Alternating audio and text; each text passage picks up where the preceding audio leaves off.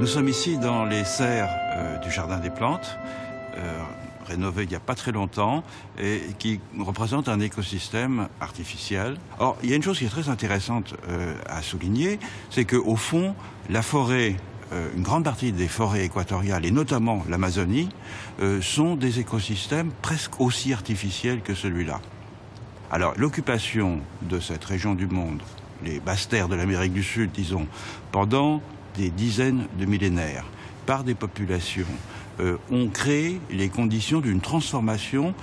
peu visible pour les non-spécialistes de l'environnement et qui affecte en particulier la distribution des espèces.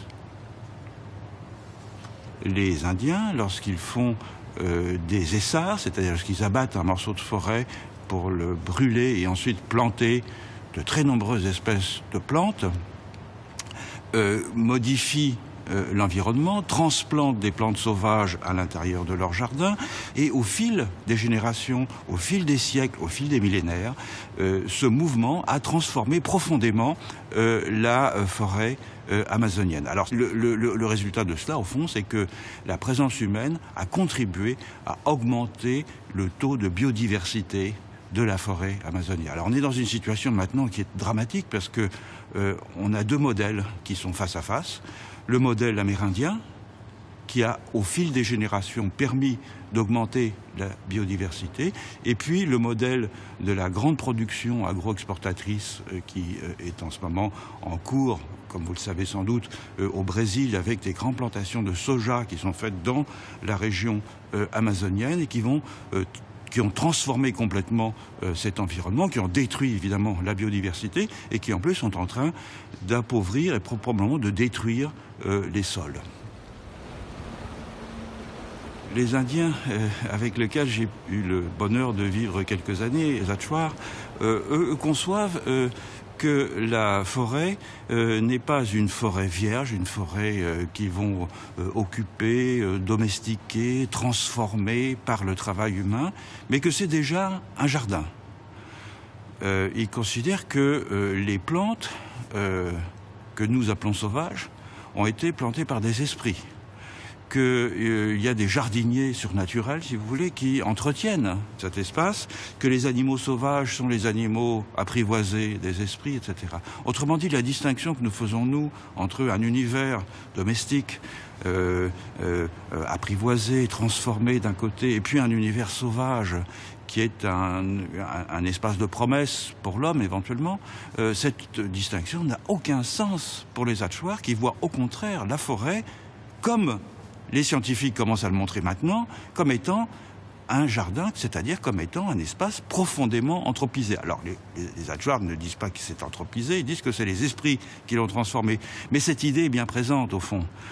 Et c'est ça qui est très très important et qui nous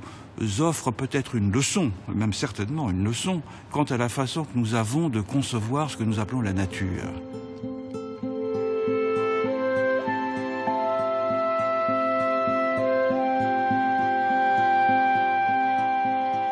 Pour qu'il y ait protection de la nature, il faut d'abord que la nature ait été séparée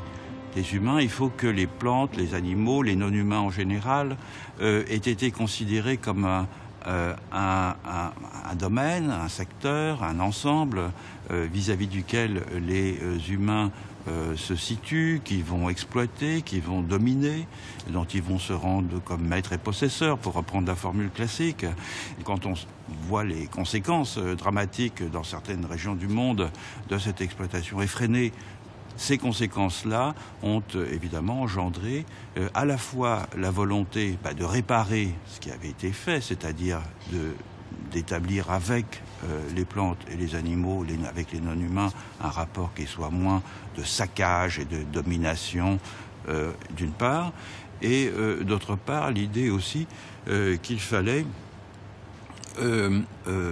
trouver des solutions alternatives et éventuellement mettre certaines parties de notre environnement, comme ici, un peu sous cloche, c'est de façon à empêcher ce type de déprédation. Lorsque l'on dit qu'il faut protéger la forêt amazonienne parce que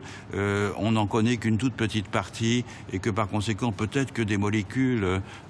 qui sont présentes dans certaines plantes et dont on ne connaît pas les propriétés encore pourront servir à faire des médicaments.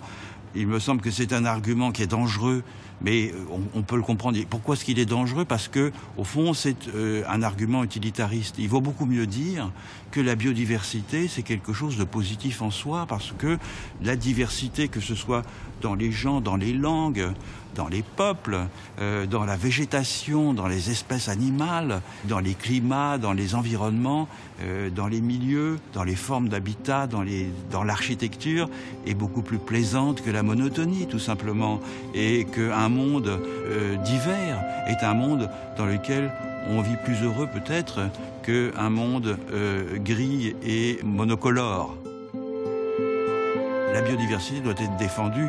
en tant que telle, comme un principe, comme une valeur, et pas pour les éventuels bénéfices qu'elle pourrait nous apporter.